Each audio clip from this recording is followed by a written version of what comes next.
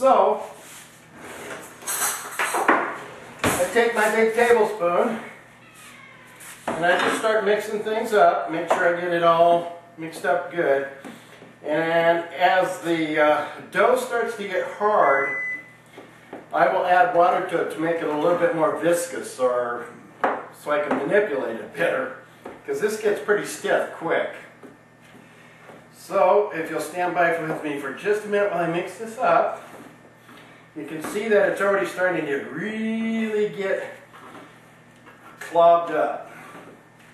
So what I'm going to do now is I'm going to add some water.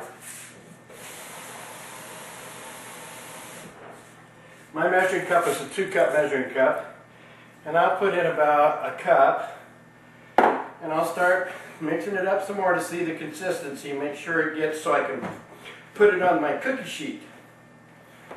Now in the meantime, remember, I've turned my oven on to 350 and it's preheating right now. Yeah, oh, they're going to love this one. I'm going to pour the rest of that in there now, so that's about 2 cups of water. And as I mix this up, you can see it's it's all clobs. See them? It just doesn't pour out, but it's not too stiff. And if it's too stiff, add a little bit more water and work it around. As I get up to the bottom of my bowl, I'm starting to see some more flour. I'm going to add a little bit more water. That's about another ½ cup. And I'll just work this around here just real quick like. There we go. Now it's probably the consistency of oatmeal that you'd eat for breakfast. So that's what kind of consistency I'm looking for. I guess it depends on where you're raised, how thick you ate your oatmeal when you were a kid. But you can see that I can pick up a pretty good sized glob, but the weight of it will drop off my spoon. So anyways, I think that's going to work out just fine. Now, my next step is I take a normal sized cookie sheet here. I have a set of 3 and each one's a little bit smaller than this big one. I'll take cooking spray, Pam, or those store-bought spray, and I spray the bottom of it so after I'm cooking, the dough will fall out of the pan real easy and it doesn't stick. So give me a second while I get my spray.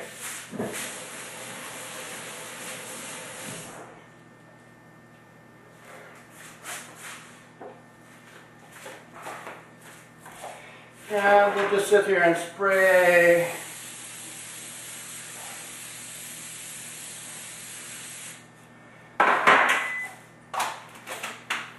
Makes cleanup so much easier when you do that. Okay, so now what I'm going to do here is I will pour this into my tray.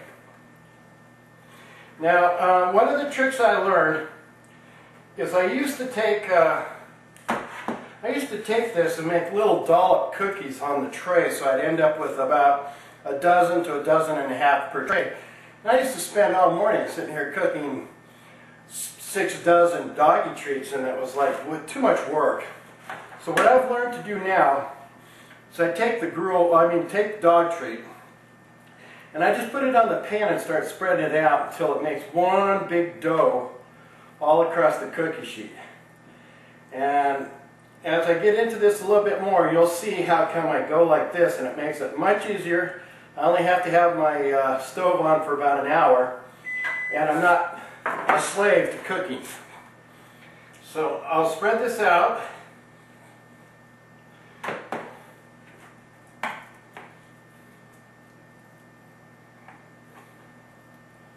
Nothing fancy. Try to make it the same thickness.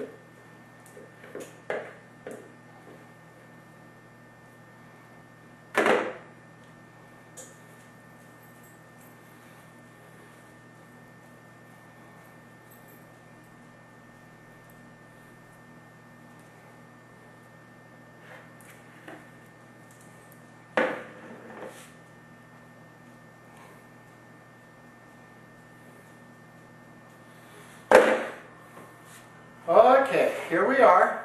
I spread the dough out on my cookie sheet, and it's roughly about, I'd say, a ½ inch thick. When I get done and this cooks up into the tray's finished cooking, I use a pie cutter for like pizza pie, and I'll cut my chunks out of it, and I'll show that to you in a little bit. So for right now, I'm going to put this in the oven. I'm going to cook it at 350 for 50 minutes. And that should take care of us of making sure the liver was cooked well, and that the dough itself either becomes crispy, which is what I'm trying on this recipe, or more of a cake-like dough, like I said I will show you towards the end of this movie. Thank you. I'll join you in an hour. Have a nice day.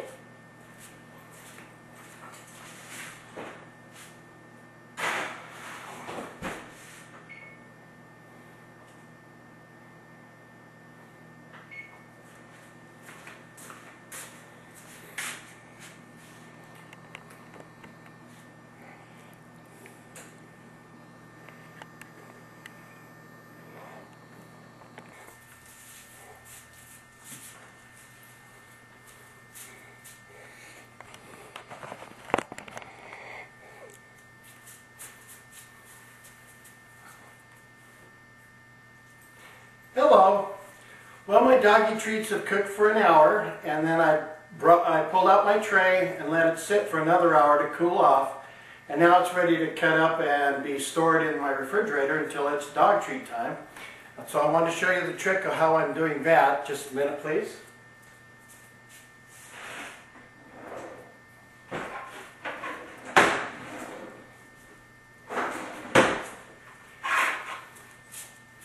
Okay. Here's my pan of fully cooked dog treat, and that's one of the reasons I spray my pan, is so that I can just take it like this and pull out my sheet as one piece. Hold it. There we go. Now here's my dog biscuits in one sheet. It's roughly about 3/4 of an inch to an inch thick after it's baked.